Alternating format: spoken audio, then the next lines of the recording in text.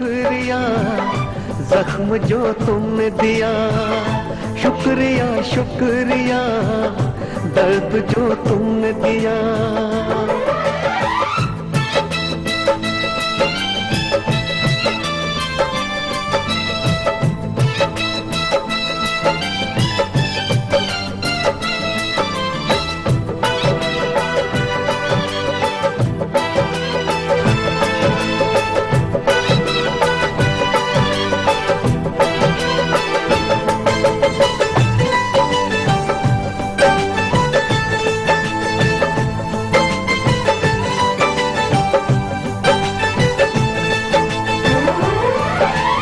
अपना कह के जब से तुमने लूटा है, क्या मैं बोलूं ये दिल कितना टूटा है।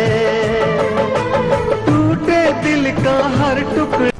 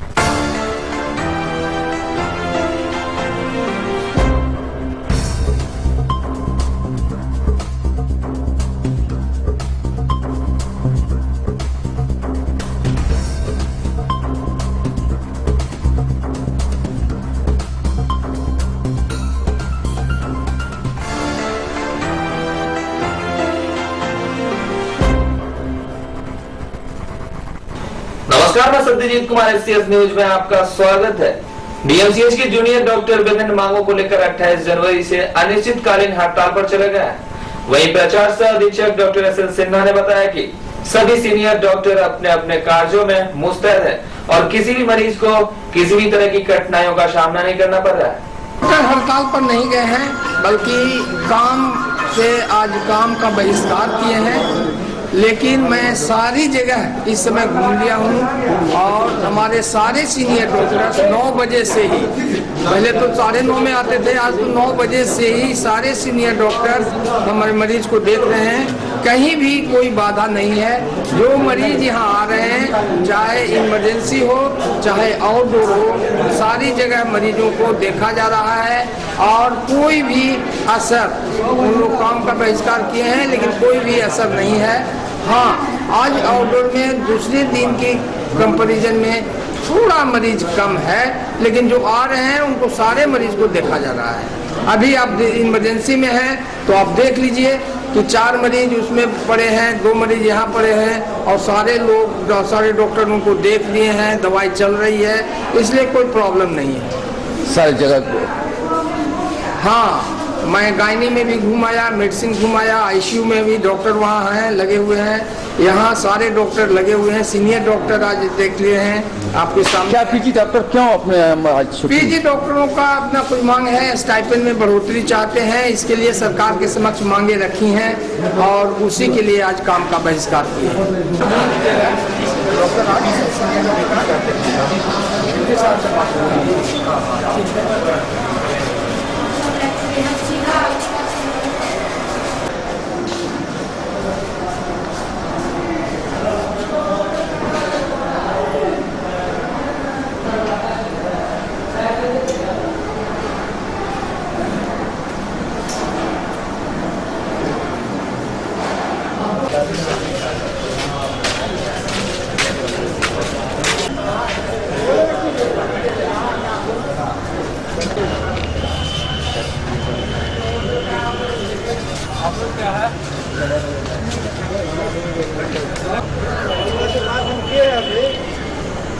साल लगा के आती है, टाइट ही नहीं रहता तुम लोग को। टाइट रहना चाहिए ना, सब साल लगा लगा के आती है।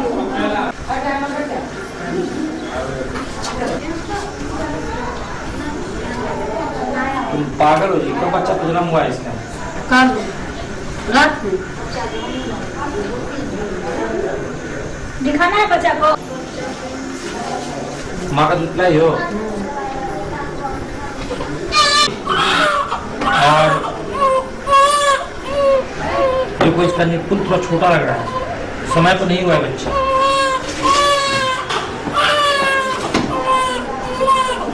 बताओ क्या हुआ बच्चा है ये? पेट से क्यों रहा? ना माँ बच्चा के माए के बच्चा को तेल लगा देते नहीं। गरम रखना है बच्चे को, काजल नहीं लगाना है, माँ का दूध पिलाना है, समझ गए? 3 दिन के बाद फिर दिखा लेना।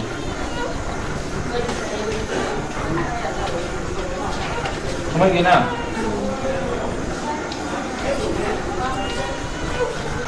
है ना? समय पे टीकाकरण कराना है, गरम रखना है बच्चे को, समझ गए ना? साफ और सूती कपड़े में रखना है।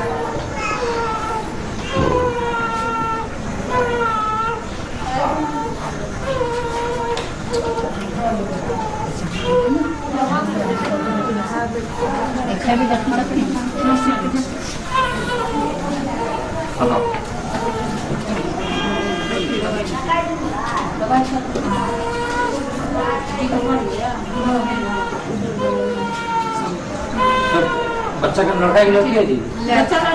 लड़का माँ लड़का है ना? काजल देवी माँ का नाम है?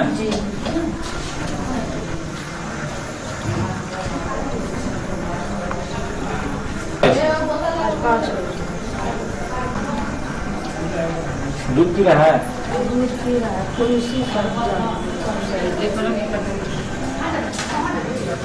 टेप कौन लगा देगी? क्या बच्चा है माँ का?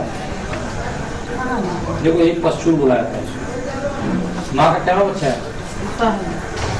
पेट छिल क्यों आता? दूध कौन पीता है?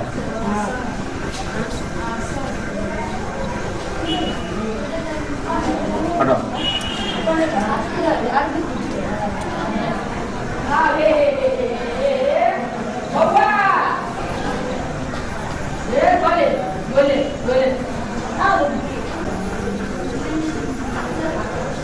ये लोग नर्सिंग की हैं जो डिफरेंट पीएससी से आई हैं।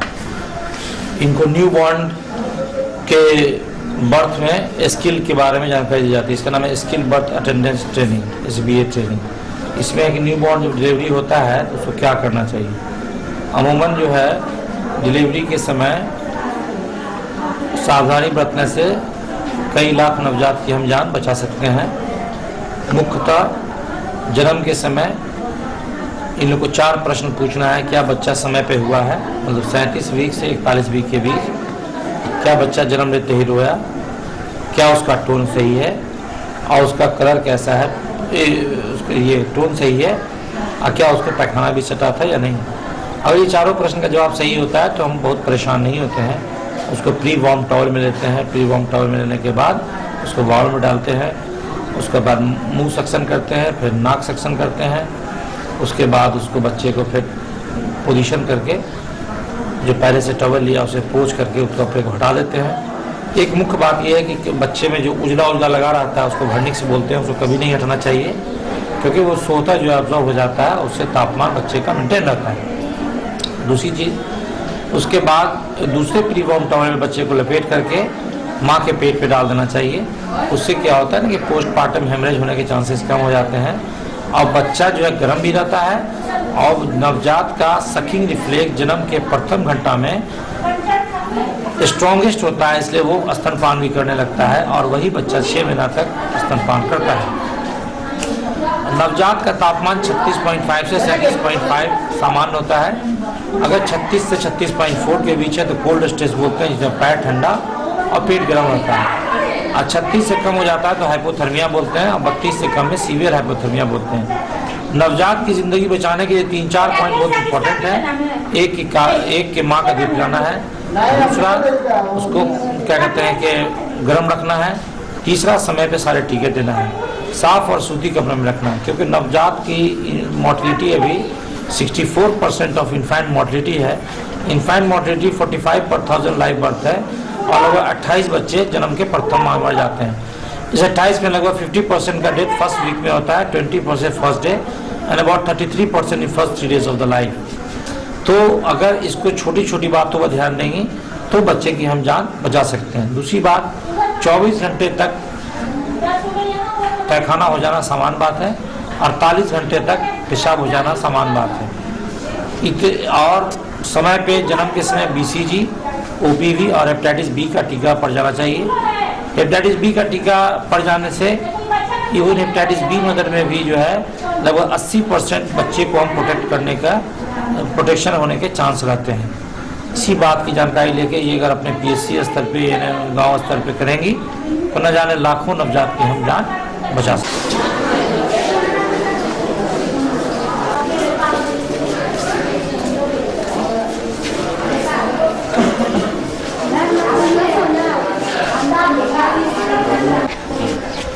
दरभंगा मेडिकल कॉलेज के सभी जूनियर डॉक्टर स्ट्राइक कार्य बहिष्कार पर चले गए हैं, और बिहार के सभी मेडिकल कॉलेज के लोगों ने हमारे साथ जुड़ने का आश्वासन दिया है। और आज दोपहर से पटना मेडिकल कॉलेज और 12 बजे से नालंदा मेडिकल कॉलेज के भी सभी जूनियर डॉक्टर कार्य बहिष्कार पर चले जाएंगे। सरकार से हम 1.5 साल पहले हमारी कमिटमेंट हुई थी कि रेजिडेंसी स्कीम को वो उत्तर प्रदेश और दिल्ली के तर्ज पर लागू करेगी, लेकिन उन्होंने आश्वासन देने के बाद पिछले 1.5 साल में वो सिर्फ कमेटी ही बनाती रही और आश्वासन ही देती रही। अभी कुछ दिन पहले 1 महीना पहले उन्होंने एक कमेटी बनाया था, कमेटी का रिपोर्ट भी आया जो कि हमारे फेवर में था कि जूनियर डॉक्टर्स को रेजिडेंसी स्कीम के तहत सारी सुविधाएं मिलना चाहिए। लेकिन उस कमेटी के रिपोर्ट के बावजूद भी हमारे लगातार उनसे बैठक होती रही, पदाधिकारियों से सरकार से बातचीत होती रही, उनका आश्वासन मिलने के बावजूद भी इसका इम्प्लीमेंट नहीं हो पाया, और अंत में हम मजबूरी बस हमें कार्य बहिष्कार पर जाना पड़ा है। दरभंगा मेडिकल कॉलेज के सभी जूनियर डॉक्टर्स एकजुट हैं और वो कार्य बहिष्कार पर हैं। किसी भी डिपार्टमेंट में हम कोई भी इमरजेंसी या कहीं भी हम किसी भी तरह के कार्य को अपन बहिष्कार करेंगे, उसमें अपन काम नहीं करेंगे, और सरकार अगर अपना अल्टरनेटिव व्यवस्था खोजती है तो उसको हम बाधित भी नहीं करेंगे। अभी से दोपहर से पटना मेडिकल कॉलेज के सारे जूनियर डॉक्टर्स हमारे साथ हैं। भागलपुर गया और भागलपुर के गया के और मुजफ्फरपुर के भी जूनियर डॉक्टर हमारे साथ आ रहे हैं, और पूरा बिहार में जितने भी जूनियर डॉक्टर्स हैं सभी कार्य बहिष्कार पर रहेंगे, और जब तक हमारी मांगे पूरी नहीं हो जाती है हम लोग एकजुट हैं और हम अपने कार्य बहिष्कार पर कायम। क्या मांग है आपका? हमारी मांग है कि रेजिडेंसी स्कीम जो उत्तर प्रदेश, दिल्ली और झारखंड में लागू है उस तर्ज पर हमें भी सुविधाएं मिलनी चाहिए। एनुअल इंक्रीमेंट होनी चाहिए, हमारे स्टाइपेंड का रिवीजन होना चाहिए। एक जो फिक्स कर देती है सरकार वर्षों तक वही चलता रहता है, जबकि सारे अलग अलग राज्यों में सुविधा है कि बाकी सरकारी कर्मचारियों की तरह उनकी भी स्टाइपेंड का रिवीजन होता है, लेकिन यहाँ पर ऐसा सुविधा नहीं है। क्या नाम हो?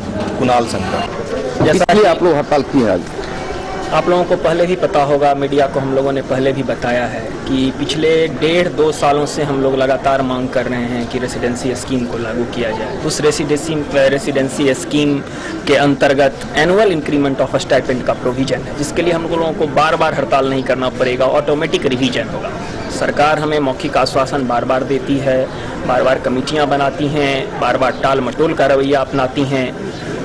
अब हम लोगों के सब्र की सीमा टूट चुकी है। पिछले तीन महीने में हम लोगों ने लगभग 5 से 6 बार सरकार के कंसर्न पदाधिकारियों से बातचीत की। उन लोगों ने मौखिक आश्वासन दिया कि हाँ अब हो रहा है, लेकिन अभी तक कोई ठोस परिणाम नहीं निकला है, न तो कोई नोटिफिकेशन जारी हुआ है। तो यूँ समझिए कि सरकार की हठधर्मिता और हमारी व्यवस्था का परिणाम है यह कार्य बहिष्कार, क्योंकि हमारे पास और कोई विकल्प नहीं है। बोले क्या पूछिए, कुछ पूछिए। देखिए, ये सिर्फ दरभंगा नहीं या बिहार नहीं या भारत नहीं, दुनिया का कोई भी मेडिकल कॉलेज पीजी डॉक्टर्स के बदौलत ही चलता है।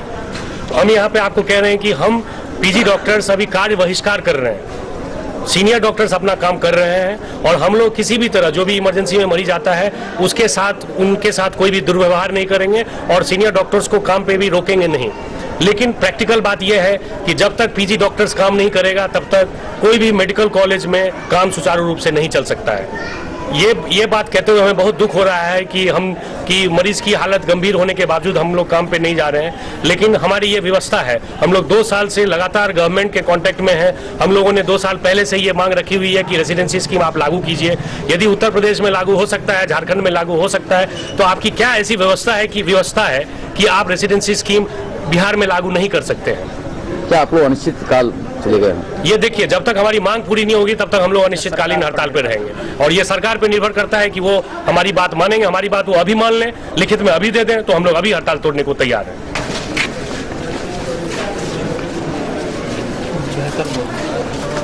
खेल की सभी रिपोर्ट की तैयारी को लेकर ललित नारायण मिथिला विश्वविद्यालय में कुलपति डॉक्टर एसएम झा के द्वारा एक बैठक का आयोजन किया गया। इस मौके पर कुलपति, कुल सचिव समेत कई गण्यमान्य लोग उपस्थित थे। रहा है क्या प्रॉब्लम है, उसका क्या सलूशन है?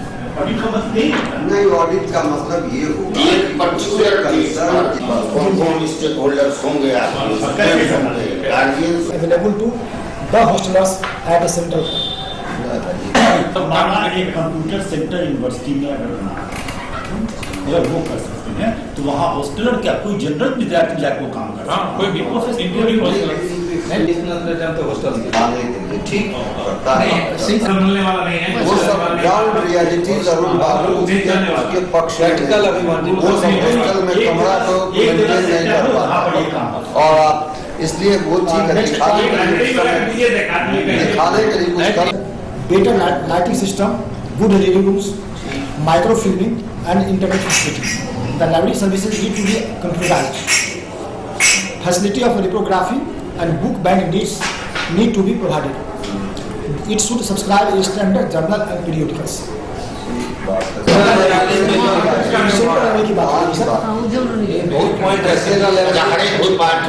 अपना कम से कम 1-2 जर्नल को सब्सक्राइब करें। ऐसा नहीं हो तो एब्स्ट्रैक्ट कम से कम सब विषय का अगर जर्नल तो बंद हो गया, अब तो जर्नल कहाँ आता है आपको? सर ये हम लोग जो पटना गए थे तो वहाँ पर एक साइट बताया था जहाँ से आप फ्री डाउनलोड कर सकते हैं। बहुत जगह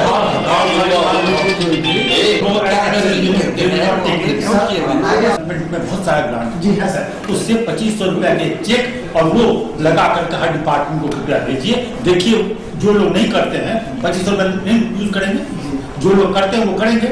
उनको ये जस्ट उनको ये कि नहीं हम आपको नहीं कुछ कर रहे हैं, आपको हम ये कागज भेज रहे हैं, ऐसा भी कर सकते। आप पैसा लाइए कि उनको डिपार्टमेंट पर्चे छुपा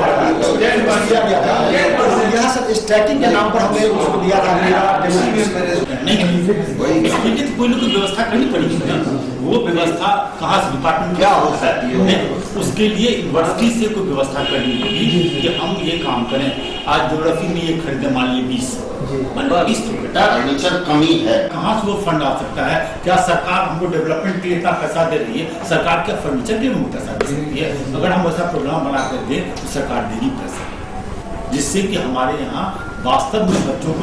ललित नारायण मिथिला विश्वविद्यालय के दरभंगा प्रक्षेत्रीय संघ के द्वारा प्रक्षेत्रीय मंत्री विनय कुमार झा के नेतृत्व में एक विशाल प्रदर्शन का आयोजन किया गया। यह प्रदर्शन आयकर चौराहा होते हुए विश्वविद्यालय मुख्यालय पहुंचकर चेतावनी प्रदर्शन दिया। हमारे संगठन के हमारी साथी रहे हैं और हो चुके हैं हमारे साथी राम बाबू, उनसे आग्रह करेंगे कि वो सब ये लोग उपस्थित लोग साथी के साथ करना पहला पड़ता है कि हम कर्मचारी को देख कर लड़ना पड़ता है। एक तो सरकार से सरकार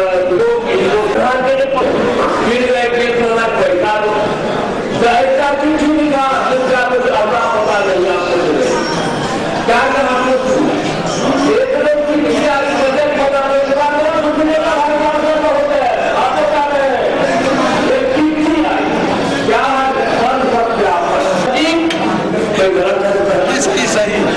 कुलपति की बदला देखो कहिया तक राज रहा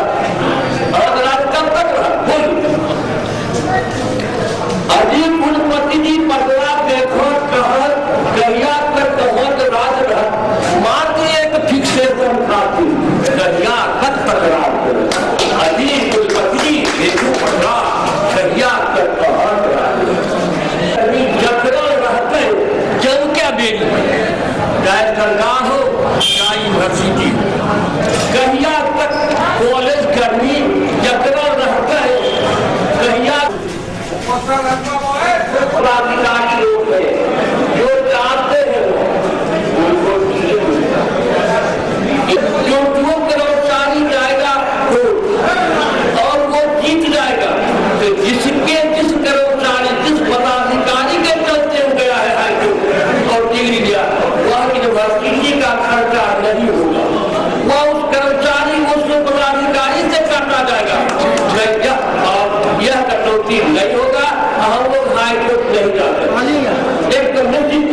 एक कहानी में आपको कहता हूँ, इस यूनिवर्सिटी में वो फिक्सेशन नहीं है, मैंने सूचना अधिकार से माना उस फिक्सेशन को, तो एक बार उन्होंने कहा कि आप अकाउंट है नहीं, आप अकाउंट दूसरे पेपर है, दूसरे बार मैंने पूछा जब भाई अगर हम उच्च न्यायालय के शरण में जाएंगे जिसका भारी यूनिवर्सिटी उठाएगा कि कर्मचारी सब एक अकाउंटेंट की बार लगातार बातचीत करते हैं, तो हमारे कर्मचारियों के बीच तो आप स्वयं उपस्थित हैं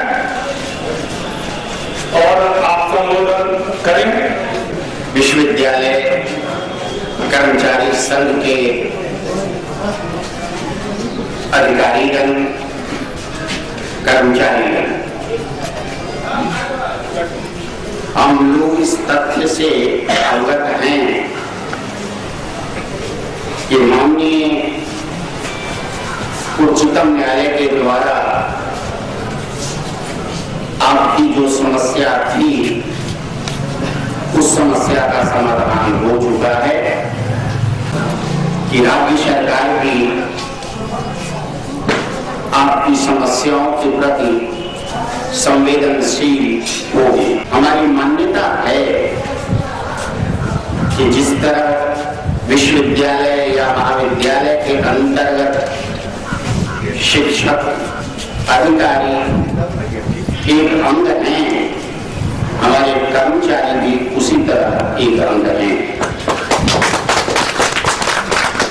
हम हमारे तृतीय वर्ग के कर्मचारी हों, चतुर्थ वर्ग के कर्मचारी हों, सबों को मैं उतना ही सम्मान देता हूं।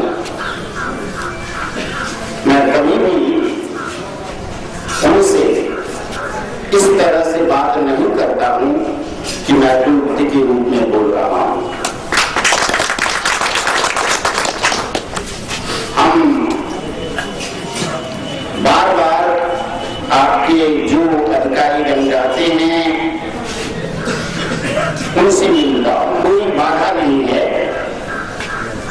संवाद बराबर होता है आपकी स्थानीय समस्याओं को लेकर। आपकी यह समस्या जो आज के दिन है राज्य सरकार से संबंधित है। इस क्रम में मैं यह भी स्पष्ट कर देना चाहूंगा कि आपके लिए या संपूर्ण बिहार के विश्वविद्यालय के लिए स्टैचू बनाने का काम हमने किया है, क्योंकि इसके अभाव में अभी तक कोई स्टैचू था ही नहीं। इससे आपकी विभिन्न समस्याएं, नियुक्ति से संबंधित समस्याएं, प्रमोशन से संबंधित समस्याएं बहुत उपेक्षित थी। हमारा जो स्टैचू है वह किसी भी दिन हमारे महामहिम चांसलर से एसेंट पालेगा, हमने बनाकर दे दिया है उसको। हम लोग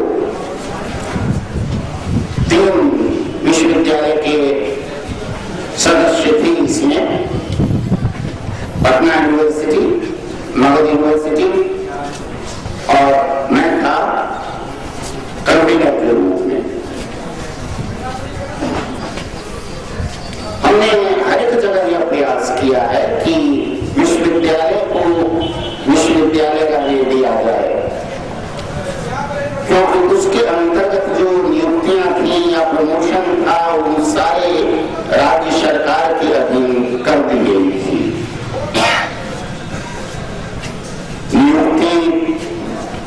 75% डायरेक्ट रिक्रूटमेंट, 25% प्रमोशन था। हमने संशोधन किया है उसे 50-50, डायरेक्ट रिक्रूटमेंट 50 और प्रमोशन 50।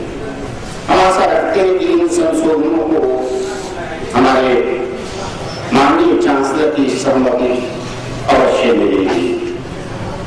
अभी जो आपका स्केल है उससे बहुत अच्छा स्केल है, उसके अंतर्गत जो है विभिन्न वर्ग हैं, संवर्ग हैं,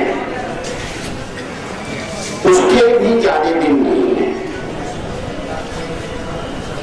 अभी की जो समस्या, तत्काल की समस्या है, वो सुप्रीम कोर्ट का जजमेंट आपके पक्ष में है और हम समझते हैं कि राज्य सरकार आपकी समस्याओं के प्रति संवेदनशील होगी, उन समस्याओं का समाधान होगा। सबसे पहली बात होती है कि हमारा जो नेतृत्व है उस नेतृत्व की मानसिकता क्या है, वह पॉजिटिव है, वह निगेटिव है। मैं हर एक चीज को पॉजिटिव रूप में देखता हूं। एक ऐसे माहौल में बात करता हूं, वार्तालाप करता हूं जिससे समस्याओं का समाधान यथासंभव निकल सके। परंतु बहुत सारी बातें ऐसी होती हैं जब राज्य सरकार के द्वारा जो कोर्स दिया जाता है और कोर्स के साथ वह जो फॉरवर्डिंग लेटर दिया जाता है उसके अंतर्गत जो शर्तें दी जाती हैं। अमेरिकेटी में शहर के 26 विद्यालयों के 48 छात्र छात्राओं को मतदाता जागरूकता दिवस के मद्देनजर प्रशिक्षण दिया गया।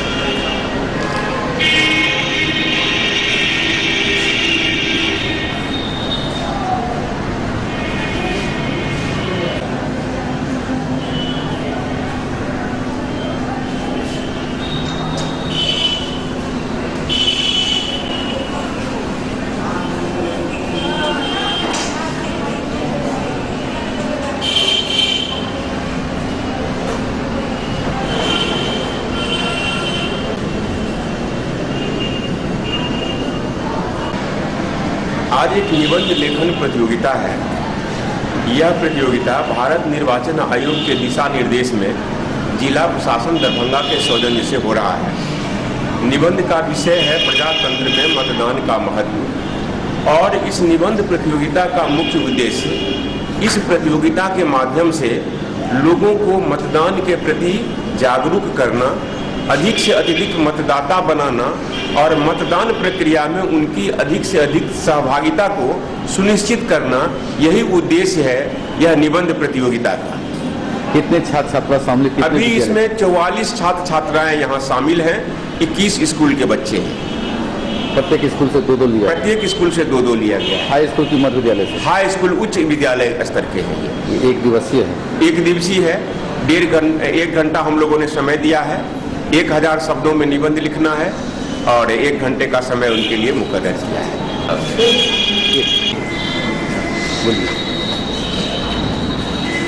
ये प्रजातंत्र में मतदान का महत्व पर निबंध प्रतियोगिता आयोजित हो रहा है। इसी में मैं अपने विद्यालय विद्यापति हाई स्कूल से बच्चों को छात्रों को लेकर के आया हूँ। आम आदमी पार्टी के द्वारा वार्ड नंबर 3 के वेला दुल्ला में सदस्यता अभियान चलाया गया, जिसकी अध्यक्षता श्याम प्रसाद तिवारी कर रहे थे। इस मौके पर अनीस सिद्दीकी, संतोष कुमार, आर.के. दत्ता, डॉक्टर प्रभात रंजन दास समेत अनेक कार्यकर्ता मौजूद थे।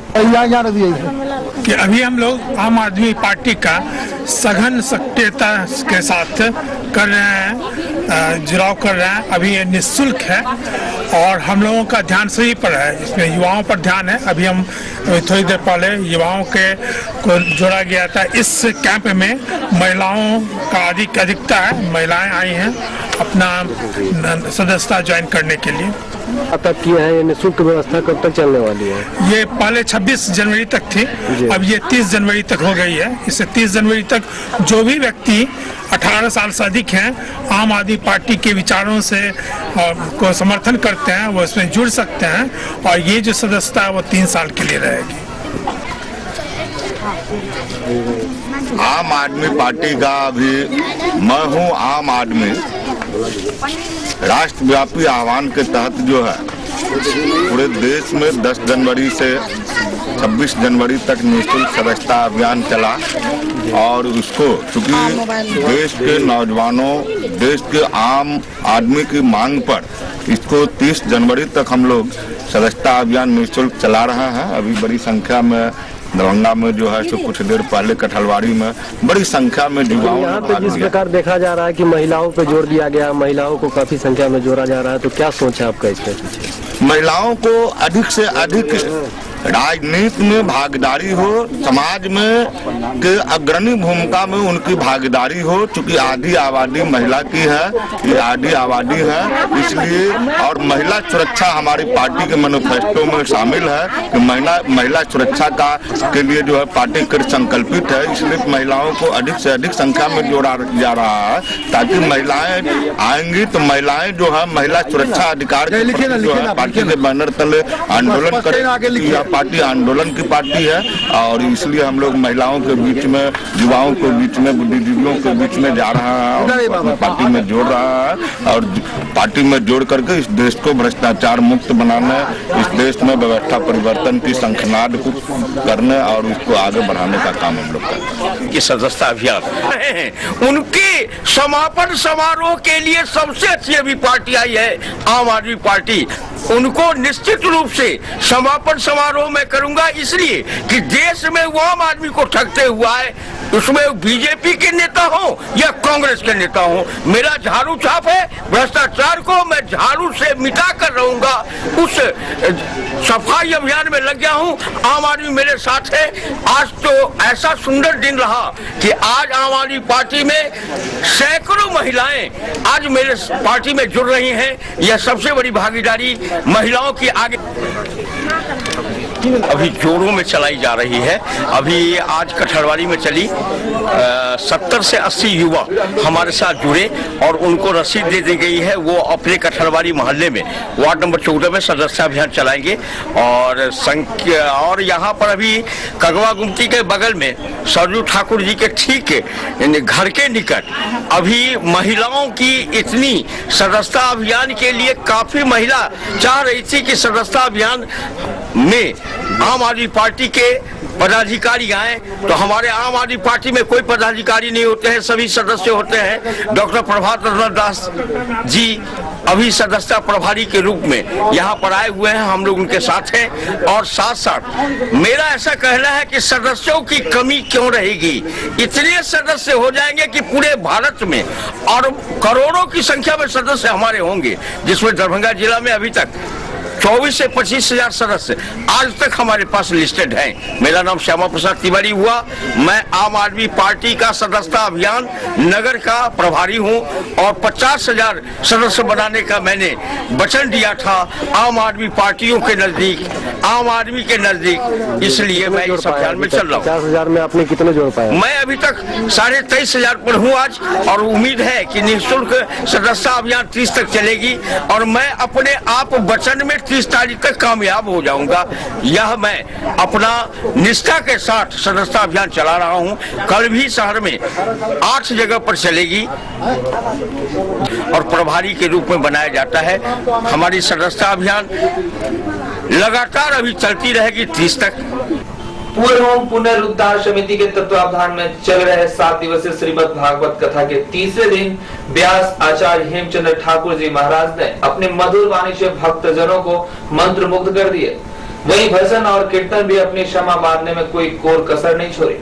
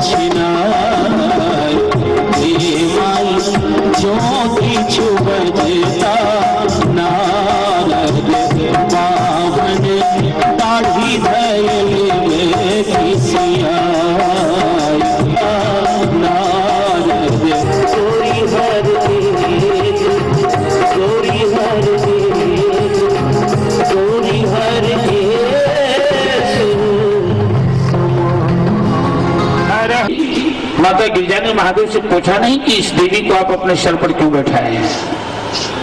विचार करने लगे, इसने अवश्य कोई पुण्य किया होगा, तब तो मेरे पति की जटा में वास कर रही है। हमें भी इससे बढ़कर कुछ पुण्य करना चाहिए जो महादेव के दिल में स्थान प्राप्त कर ले। माता पार्वती ने महादेव से कहा कि प्रभु, पूर्व जन्म की बात हमें स्मरण है और हमें राम की लीला पर संदेह हुआ, जिस कारण आपने हमें त्याग भी दिया, हमें आत्मदाह भी करना पड़ा। लेकिन जिज्ञासा है,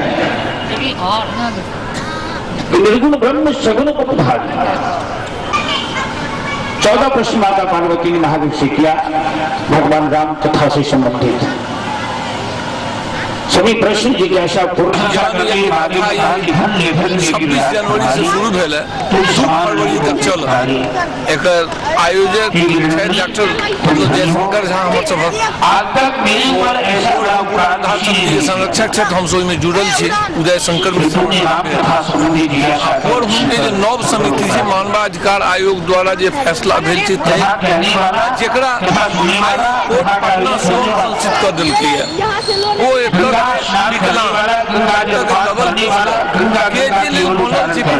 एकर बास हो पूर्व के कमिटी के किछु लोग जो झंझट कर उनका सद्बुद्धि हो और आम जनता के विकलांग के हित में विरोध के हित में सिद्धांत दी जे दरभंगा महाराज सपना रहे पत्नी के कामेश्वरी प्रिया के मामला पर बने तो वो सही सलामत चले जो 1940 ताही के लेल सब चले माने कुबुद्धि के सुबुद्धि देव के सद्बुद्धि देव के लिए मतलब श्रीमद भागवत के आयोजन है और हेमचंद ठाकुर कथावाचक बहुत बढ़िया से कह रहा है। एक समापन 2 फरवरी के समाप्त है। ओहि के बाद हम सब आई परिषद में सब तरह जैसे स्थापित हो जाए और उनके विकलांग के बात समाप्त समिति शंकर मिश्र। टेकला ओपी अंतर्गत कांड संख्या 449/12 की अपहरण कांड प्रेम प्रसंग में बदला। आपको बता दें कि पिंगी निवासी देवनारायण यादव की पुत्री सीमा कुमारी ने न्यायालय में 28 जनवरी को आत्मसमर्पण कर दी, जिसे मेडिकल जांच के लिए भेज दिया गया।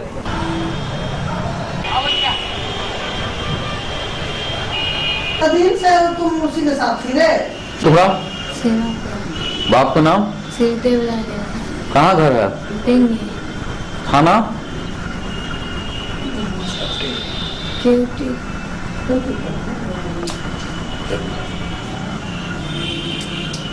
कब तुम शादी की? 2012 में। कहाँ भाग के शादी की तुम? कब से प्रेम चल रहा था तुम्हारा? अंतर्जातीय शादी की हो? हाँ? तुम कहाँ जाना चाहोगी? ससुराल। कोर्ट में आत्मसमर्पण किए हो? हाँ। कितना साल में? 21 साल। तुमको भगा के ले गया था? नहीं। तब?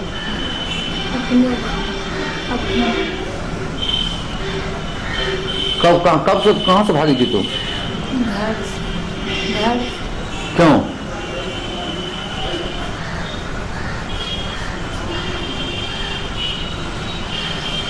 तीन प्रखंडों के एएनएम को शिशु विभाग के चिकित्सक डॉक्टर रिजवान हैदर के द्वारा नवजात बच्चों में मृत्यु दर कम करने को लेकर प्रशिक्षण दिया गया। देना चाहिए ना, सब सोल लगा के अपने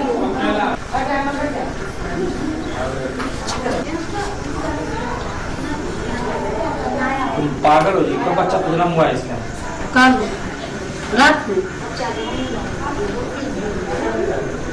दिखाना है बच्चा को।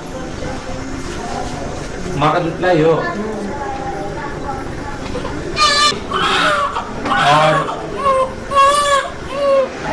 देखो इसका निपुण थोड़ा छोटा लग रहा है, समय पर नहीं हुआ है बच्चा।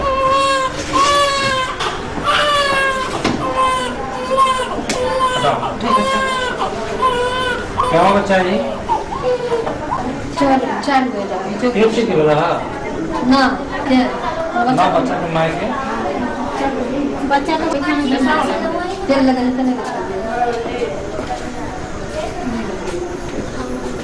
गरम रखना है बच्चे को, काजल नहीं लगाना है, माँ का दूध पिलाना है, समझ गए? 3 दिन के बाद फिर दिखा लेना।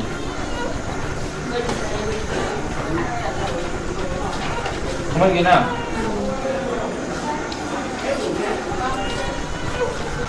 ना समय पे टीकाकरण कराना है, गरम रखना है बच्चे को, समझ गए ना?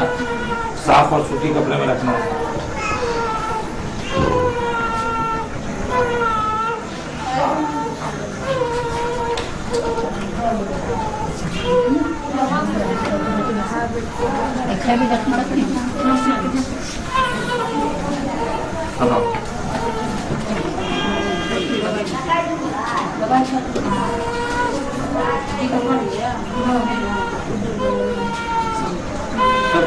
बच्चा का लड़का की लड़की है जी? लड़का है। माँ लड़का है ना? काजल देवी माँ का नाम है?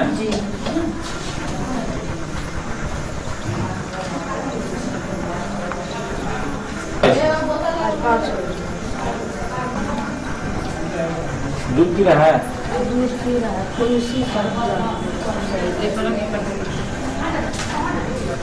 टेप को लगा रही है? क्या बच्चा है माँ का?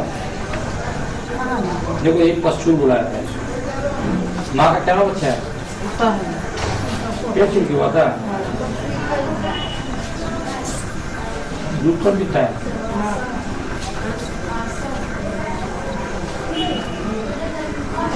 हटो।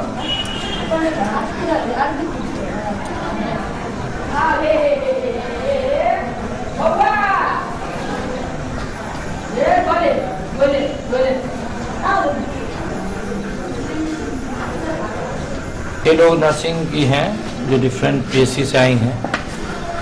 इनको न्यू बॉर्न के बर्थ में स्किल के बारे में जानकारी दी जाती है। इसका नाम है skill birth attendance training, SBA training. इसमें एक न्यू बॉर्न जब डिलीवरी होता है तो उसको क्या करना चाहिए। अमूमन जो है डिलीवरी के समय सावधानी बरतने से कई लाख नवजात की हम जान बचा सकते हैं। मुख्यतः जन्म के समय इन लोग को 4 प्रश्न पूछना है। क्या बच्चा समय पे हुआ है, मतलब 37 वीक से 41 वीक के बीच? क्या बच्चा जन्म लेते ही रोया? क्या उसका टोन सही है और उसका कलर कैसा है, ये टोन सही है, और क्या उसको पैखाना भी सटा था या नहीं? अगर ये चारों प्रश्न का जवाब सही होता है तो हम बहुत परेशान नहीं होते हैं। उसको प्री वार्म टॉवल में लेते हैं। प्री वार्म टॉवल में लेने के बाद उसको बाउल में डालते हैं। उसके बाद मुंह सक्शन करते हैं, फिर नाक सक्शन करते हैं। उसके बाद उसको बच्चे को फिर पोजीशन करके जो पहले से टॉवल लिया उसे पोंछ करके उस कपड़े को हटा देते हैं। एक मुख्य बात यह है कि बच्चे में जो उजला उजला लगा रहता है उसको भर्निक्स बोलते हैं, उसको कभी नहीं हटाना चाहिए, क्योंकि वो सोता जो ऑब्जॉर्व हो जाता है उससे तापमान बच्चे का मेंटेन रहता है। दूसरी चीज़, उसके बाद दूसरे प्री वार्म टॉवल में बच्चे को लपेट करके माँ के पेट पे डाल देना चाहिए। उससे क्या होता है ना कि पोस्टमार्टम हेमरेज होने के चांसेस कम हो जाते हैं और बच्चा जो है गर्म भी रहता है। और नवजात का सकिंग रिफ्लेक्स जन्म के प्रथम घंटा में स्ट्रॉन्गेस्ट होता है, इसलिए वो स्तनपान भी करने लगता है और वही बच्चा 6 महीना तक स्तनपान करता है। नवजात का तापमान 36.5 से 37.5 सामान्य होता है। अगर 36 से 36.4 के बीच है तो कोल्ड स्टेज बोलते हैं, जिसमें पैर ठंडा और पेट गर्म होता है। और 36 से कम हो जाता है तो हाइपोथर्मिया बोलते हैं, और 32 से कम में सीवियर हाइपोथर्मिया बोलते हैं। नवजात की जिंदगी बचाने के लिए 3-4 पॉइंट बहुत इंपॉर्टेंट है। एक के माँ का दूध पिलाना है, दूसरा उसको क्या कहते हैं कि गर्म रखना है, तीसरा समय पे सारे टीके देना है, साफ और सूती कपड़े में रखना है, क्योंकि नवजात की मोर्टलिटी अभी 64% ऑफ इन्फेंट मोर्टलिटी है। इन्फेंट मोर्टलिटी 45 पर 1000 लाइव बर्थ है और लगभग 28 बच्चे जन्म के प्रथम माह मर जाते हैं। इस 28 में लगभग 50% का डेथ फर्स्ट वीक में होता है, 20% first day and about 33% in first 3 days of the life.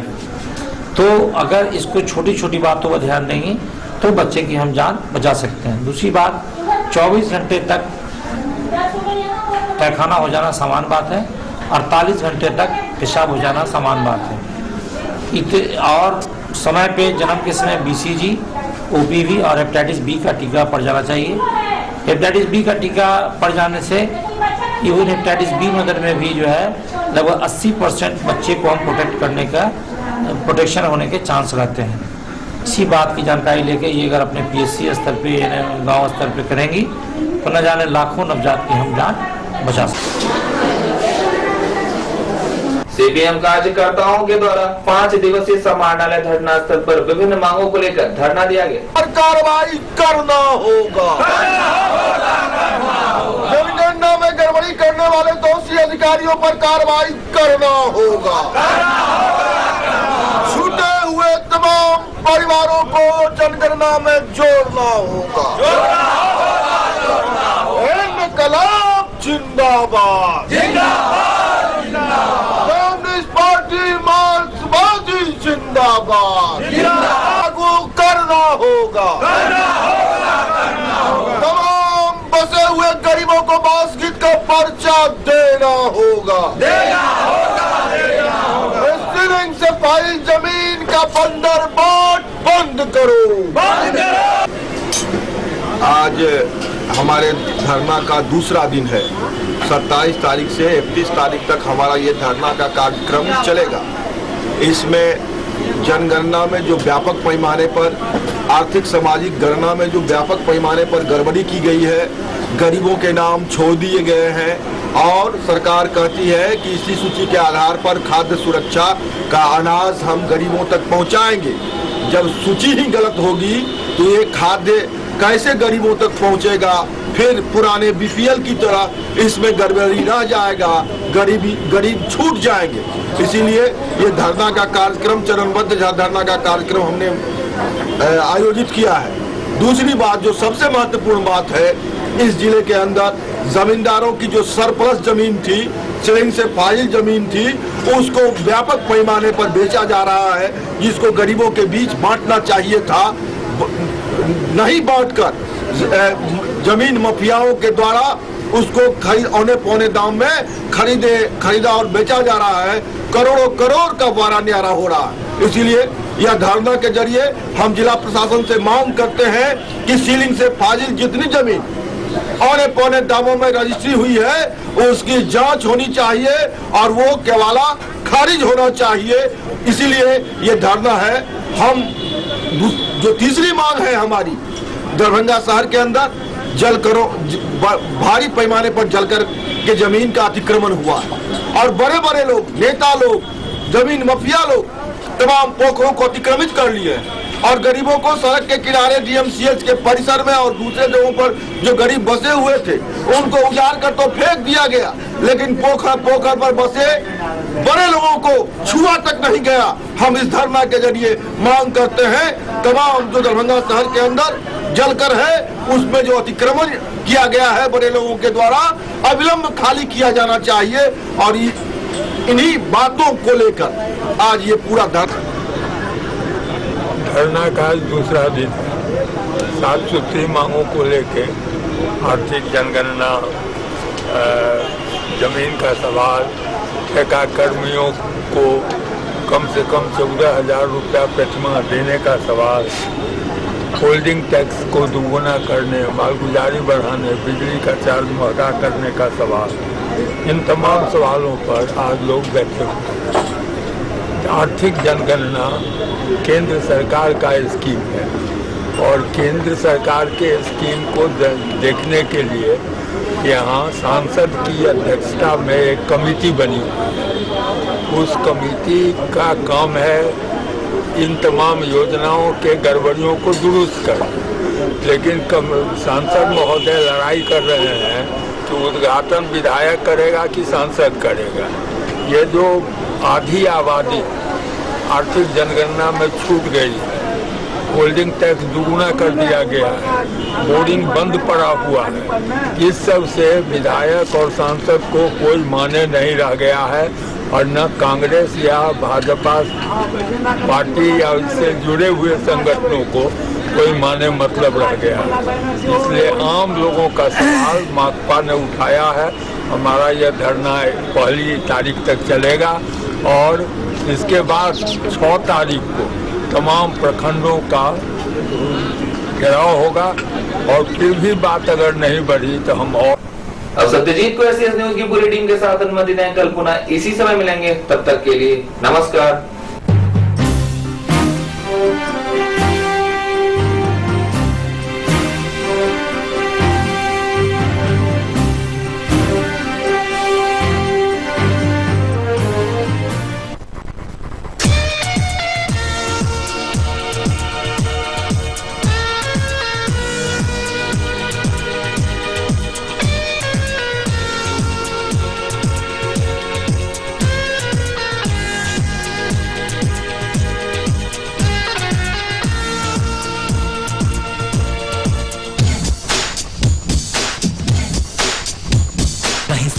बादल ओहो, कहीं रंगी आंचल आहा, कहीं होठ गुलाबी ओहो, कहीं चाल शराबी आहा, कहीं आंख में